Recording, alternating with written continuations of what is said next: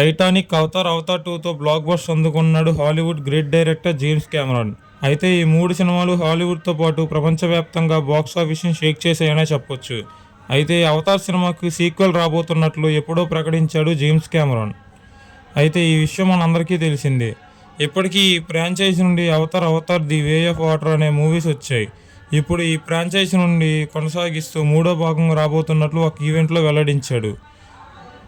Avatar 3వ భాగం పేరు ఫైర్ అండ్ యాష్ అనే పేరుతో రాబోతున్నట్లు ప్రకటించాడు.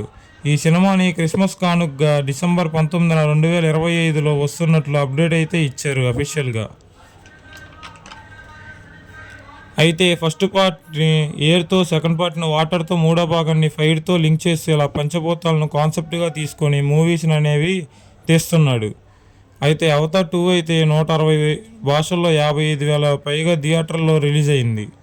ఈ ఇన్ఫర్మేషన్ మీకు నచ్చినట్లయితే వీడియోని లైక్ చేసి ఛానల్ని సబ్స్క్రైబ్ చేయండి భయ్యా.